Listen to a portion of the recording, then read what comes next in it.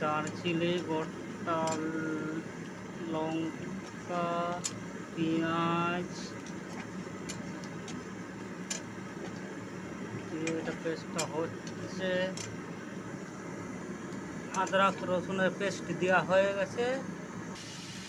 এখন মিডিয়াম আছে ভুঁজা হচ্ছে। যত ভাজবে তত ভালো।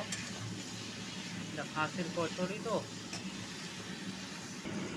হালকা লবণ দিয়ে দিলাম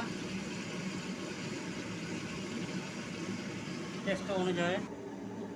এখানে আছে হলুদ, জিরে, গোলকি, কাশ্মীরি লঙ্কা, ঝাল লঙ্কা, মিট মশলা। এবারে এটাকে দিয়ে পেস্ট বানিয়ে নেব জল দিয়ে। আমি সব গুঁড়ো ব্যবহার করেছি বলে জল দিয়ে আমি গুলে নিচ্ছি চাকু দিয়ে, ঠিক আছে। সামান্য পরিমাণের একটু জাবরং দিয়ে দিলাম, বিরিয়ানির মশলা। এদিকে আমার কচুরি ভুঁটা হচ্ছে, মানে ভাজা যাকে বলে গোদা বাংলা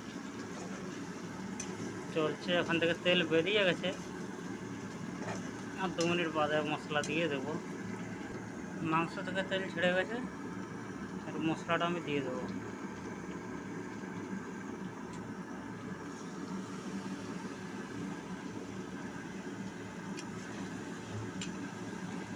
দেখুন কেমন কালারটা চলে আসে, দেখুন।